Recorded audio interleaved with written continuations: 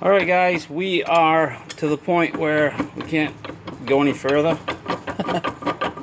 I've been online, I've been looking all over the place. I've called multiple transmission shops.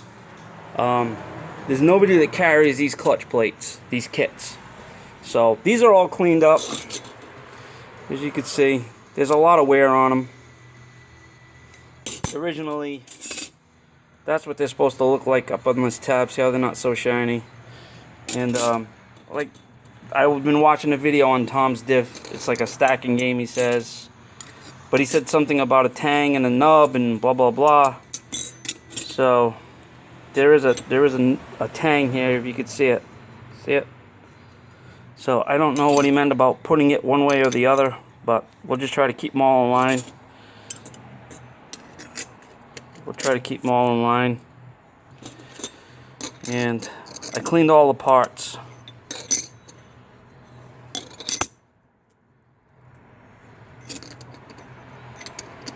I'm trying to keep that tab. All going the same way.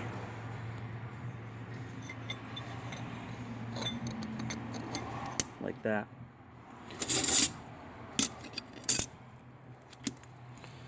Do this one now. Tabs right here. I'll actually take it this way. Like this. Tabs this way. I might reverse them. Maybe you get a different bite with a worn pattern on a not so worn pattern. Seems like this one doesn't want to go in now. There we go.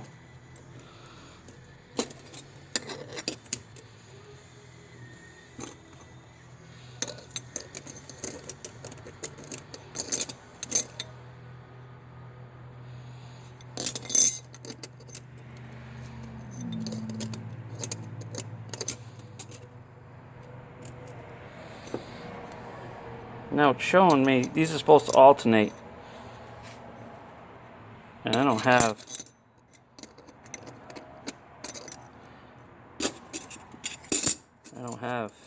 anything to alternate these with.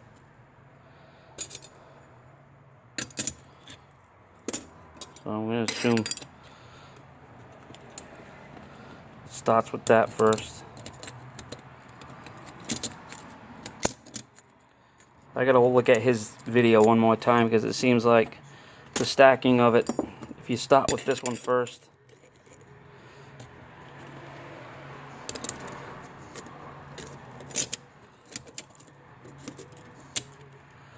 okay, then shim 94 thousandths. I seen he was doing 47 thousandths to 52. These are 94 thousandths. These go on.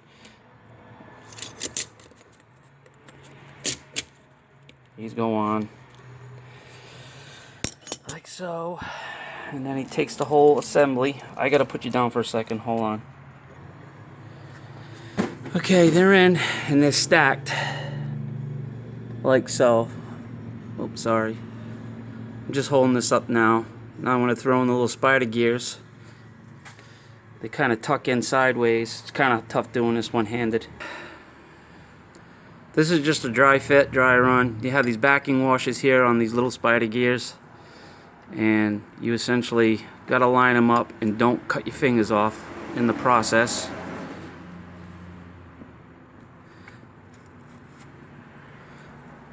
Then you're going to line up the hole here, make sure that lines up a little bit more. Okay, we're lined up here, and we're lined up here. And the cross pin essentially goes through this hole, but I do believe, if I'm not mistaken, Anthony, I do believe this S spring goes in first, and then the cross pin goes in, and then you put in the set locking screw. So I think before I even attempt this, I'm going to try to throw that S spring in, and let me put you down again. Sorry about the shake again. Alright, so I guess this gets hammered down gently. using a brass hammer. It was a bitch to get that in, let me tell you. I think it's got to line up a little better than that.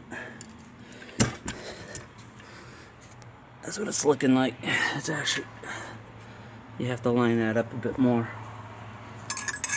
And I do believe these are rated for 250 pounds.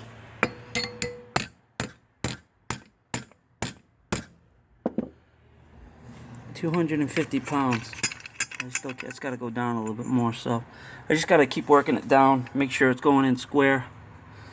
Seems like it is. Sorry about this camera thing going on here, but this is just a dry fit, dry run, how I was going to do it, or attempt to do it.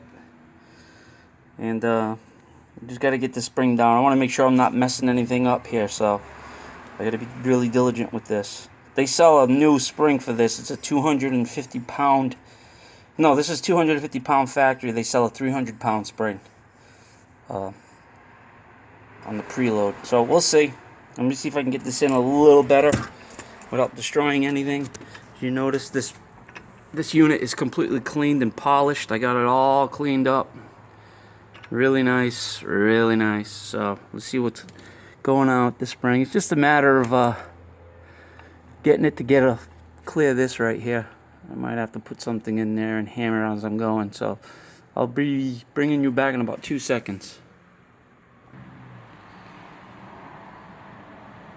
Alright, so it's a dry run. It's in. This was a bugger to get that spring in. You got to be really diligent and make sure you don't mess anything up to get it in. And essentially this is put back together.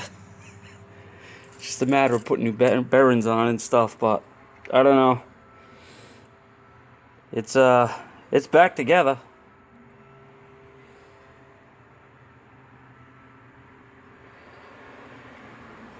So that wasn't too bad. When I put it back together the next time, when I take it apart, I'm going to what's the word I'm looking for here? I gotta use gear oil. And this whole assembly is got to be good. I wish I had a shaft, 28 spline shaft. I would cut it and leave this just a spline.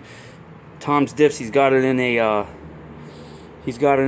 vise. So he just drops the whole carrier on there and he spins it around, and this goes right up onto this one, and then he can spin it and he works his gears.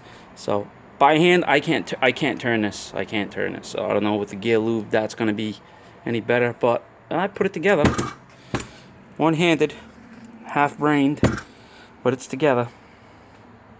And I don't know, we'll see. So it's got a 94,000 shim in it. It's back together. We're gonna take it apart again. See if we get new clutch packs. There's also something about the preload on this, and the distance when the shafts come in from here where you put your C-clips in. Doesn't look like there's much room there, does it? So maybe Anthony can say, "What are you doing, you idiot?"